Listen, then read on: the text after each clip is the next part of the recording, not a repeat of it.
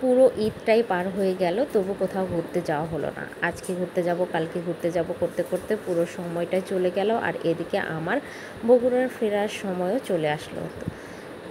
তাই আজকে সকাল থেকেই ভেবেছিলাম যে আজকে বেড়াতে যাব, তো যাবই।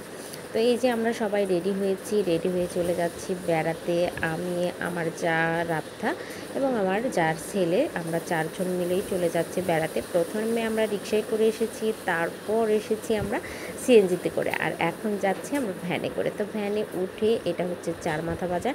চারমাথা বাজারটা একটু ভিডিও করে নিলাম। আর আমরা যাচ্ছি আজকে কোথায়?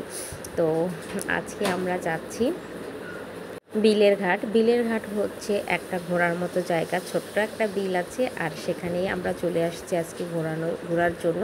এটা জয়পুরহাটে অবস্থিত। এখানে অনেকেই মানে ঘুরতে আসে। এটা হচ্ছে তুলসীগঙ্গা নদী, নদীটার নাম হচ্ছে তুলসীগঙ্গা। তো আমরা এখানেই ঘুরতে আসলাম। আর এটা হচ্ছে খেতলাল এলাকায়। আর সাইনবোর্ডটা আপনাদের সাথে শেয়ার করতেছি, এখানে লেখা আছে এটা হচ্ছে তুলসীগঙ্গা নদী, বিলের ঘাট, খেতলাল, এটা জয়পুরহাটে অবস্থিত।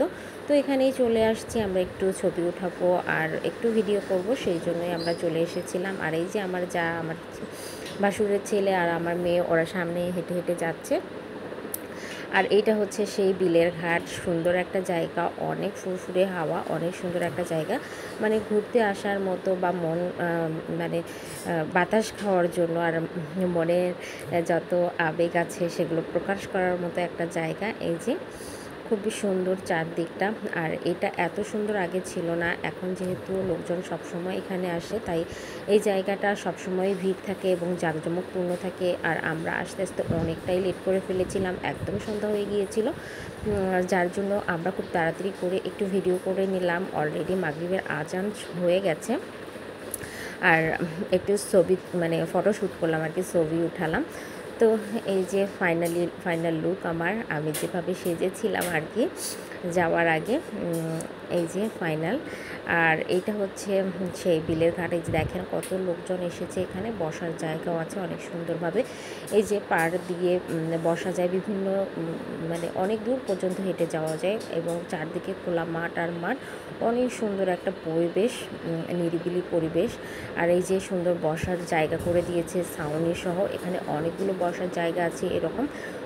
মানে আমার কাছে খুবই ভালো লেগেছিল। এর আগে আমি এসেছিলাম, বাট এতটা ভালো লাগেনি। আর এই যে সন্ধ্যার দিকে রাস্তাটা এত ভালো লাগতেছে, সারি সারি তাল গাছ, অনেকগুলো তাল গাছ আছে। যেহেতু সন্ধ্যা হয়ে গেছে, আমি আপনাদের সাথে পুরোটা শেয়ার করতে পারলাম না, যতটুকু সম্ভব হয়েছে ততটুকু শেয়ার করলাম।